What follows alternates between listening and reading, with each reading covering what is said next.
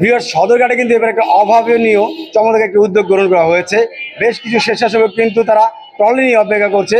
জনসাধারণ বা জনসমাগম যারা আসছে, যাত্রীরা, তাদের লাগেজ আছে, মালামাল আছে, তারা যেন কষ্ট করে এখন আর লঞ্চ উঠাতে না হয়, অর্থাৎ পুলিশদের কোনো ঝোপঝামেলা মুক্ত বিনা পয়সায় তারা কিন্তু এই ফ্রি সার্ভিসগুলো দিয়ে থাকছে। এবং এবারে কিন্তু এটার প্রথম বলে মনে করছি। আসলে এর আগে কি এইরকম সার্ভিস আপনারা কখনো দিয়েছেন?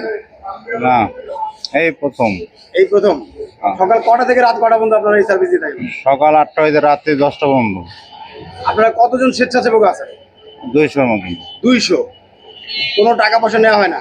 না কেউ যদি বকশিস দিতে চায়?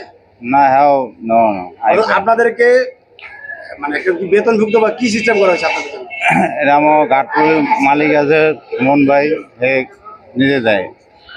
তিনি আপনাদেরকে হ্যাঁ। মানে একটা বেতন ভাতার একটা ব্যবস্থা করছেন। এটা কি শুধু কি এই সবসময়ের জন্য নাকি ঈদ উপলক্ষে? ঈদ উপলক্ষে। ঈদ উপলক্ষে না? শুনছিলেন ওনাদের ঘাটের যিনি একজন কর্মকর্তা ওনাদের আছে, তিনি কিন্তু এই চমৎকার একটি অ্যারেঞ্জমেন্ট করেছেন। অর্থাৎ এটা কিন্তু খুব ভালো এবং প্রশংসনীয় একটা কাজ, যে আমরা সবসময় দেখে থাকি যে বিভিন্ন টার্মিনালগুলোতে কিন্তু মালামাল নিয়ে টানা হেঁচড়া করে, কিন্তু এবার কিন্তু সেই অভিযোগটা আর পাওয়া যাবে না বলে আমরা মনে করছি। শুধুমাত্র ট্রলি ফ্রি দেখছি তা কিন্তু না, আমরা কিন্তু একই সাথে এই হুইল চেয়ারের সার্ভিসগুলো দেখছি। আমরা একটু জানবো এই হুইল চেয়ারগুলো কেন।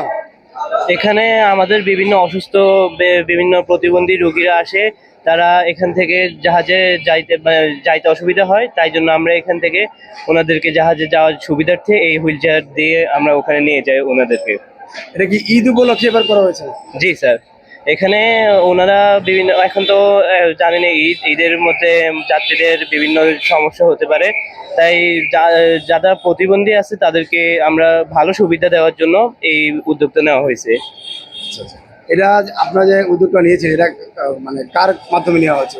বিআইডব্লিউটি মাধ্যমে এই উদ্যোগটা নেওয়া হয়েছে। বিআইডব্লিউ চেয়ারম্যান, আমাদের শিক্ষকরা সবাই মিলে এই উদ্যোগটা নিয়েছে।